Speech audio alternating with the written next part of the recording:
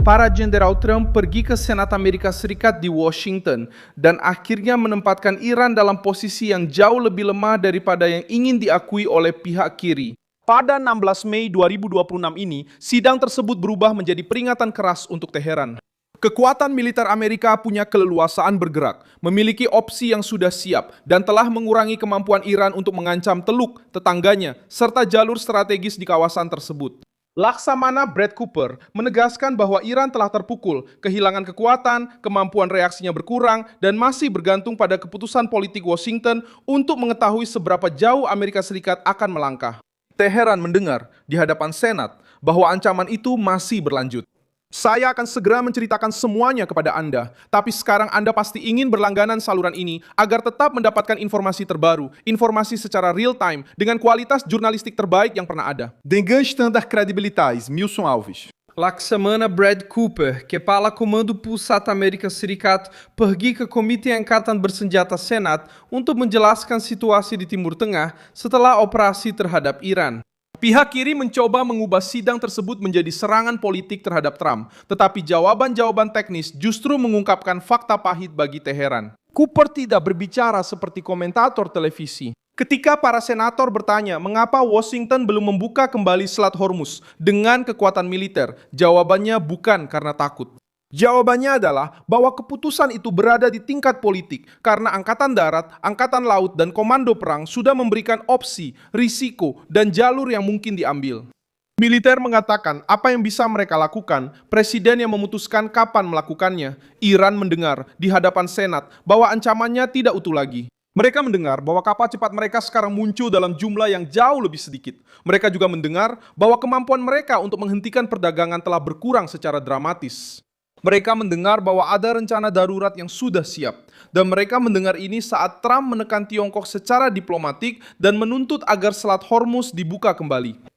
Bagian yang paling sensitif muncul ketika Cooper membicarakan operasi Amara Epic. Dalam pernyataan tertulis yang dikirimkan ke Senat, komandan tersebut menyatakan bahwa dalam waktu kurang dari 40 hari operasi tempur besar-besaran, pasukan komando pusat telah membongkar apa yang memerlukan waktu 4 dekade dan puluhan miliar dolar bagi Iran untuk membangunnya.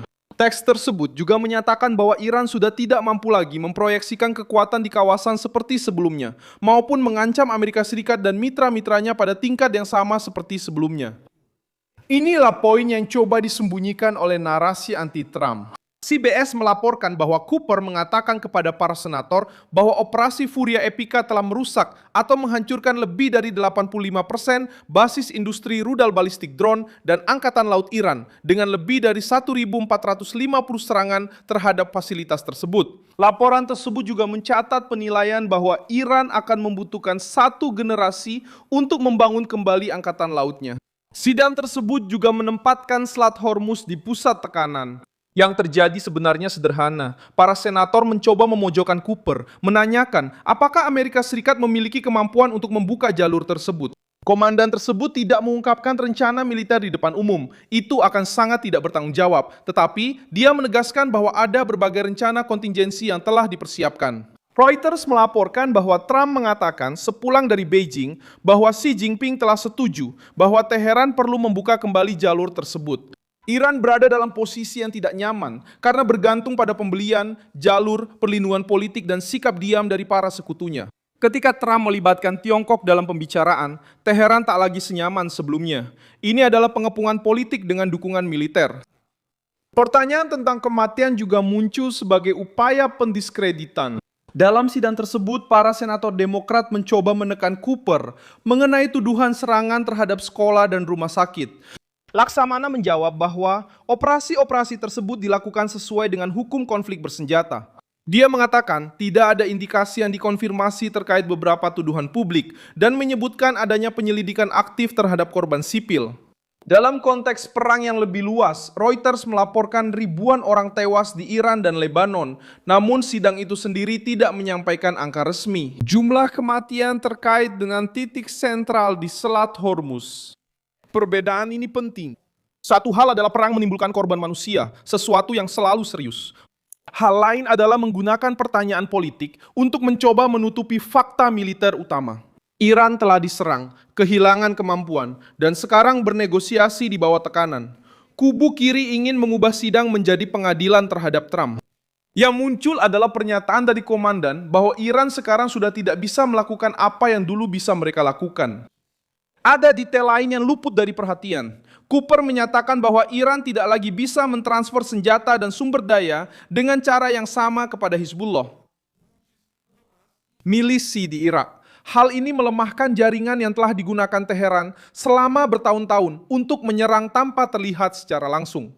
Pernyataan tertulis dari Komando Pusat mengatakan bahwa kelompok-kelompok ini membentuk tulang punggung jaringan ancaman dan bahwa jalur serta metode transfer telah diputus. Ini adalah konsekuensi besar bagi Israel, bagi sekutu Amerika Serikat di Teluk, dan bagi keamanan Amerika. Iran selalu mengandalkan milisi, drone, rudal, dan perang proksi untuk melemahkan musuh-musuhnya tanpa menanggung biaya langsung. Sekarang, menurut Komando Militer Amerika sendiri, struktur ini telah rusak di beberapa titik penting. Ini bukan pidato kampanye Trump, ini adalah penilaian dari komando yang menjalankan perang. Para senator juga mengarahkan diskusi ke Tiongkok dan Rusia. Jawaban dari Cooper membuka front baru yang merugikan bagi Teheran. Komandan tersebut mengatakan bahwa pasukan Iran sebagian besar dilengkapi dengan peralatan Rusia dan Tiongkok.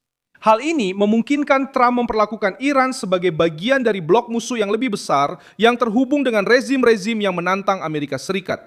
Alih-alih mengisolasi Teheran, sidang tersebut justru memperkuat argumen bahwa tekanan terhadap Iran juga berfungsi untuk menghentikan kemajuan Beijing dan Moskow di Timur Tengah. Afrika masuk ke pembahasan lewat jalur lain.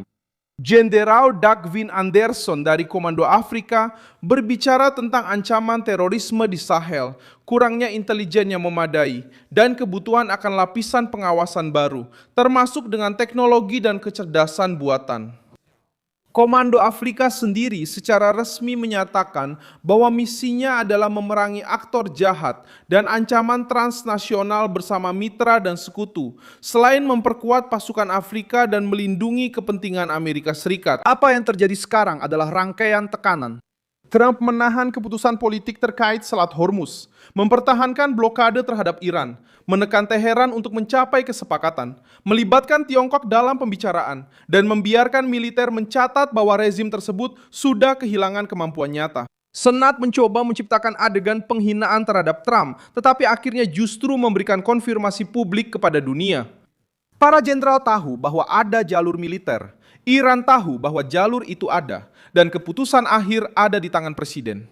Fase berikutnya tidak bergantung pada teriak-teriak di sidang, tetapi bergantung pada Teheran untuk memahami besarnya persimpangan jalan ini. Atau menerima untuk bernegosiasi dengan kekuatan yang lebih sedikit daripada sebelumnya, atau terus menguji Gedung Putih yang sudah menunjukkan kesiapan untuk menyerang, memblokir, dan memperlihatkan kelemahannya di hadapan dunia. Saya Milson Alves, seorang internasionalis, dan tujuan saya adalah membuat Anda tetap terinformasi dengan kebenaran setiap hari. Tautan berita ada di deskripsi video. Beri suka pada video ini, berlanggananlah ke kanal, dan di akhir, lihatlah komentar-komentar agar Anda bisa semakin terlibat dengan komunitas Milson Alves.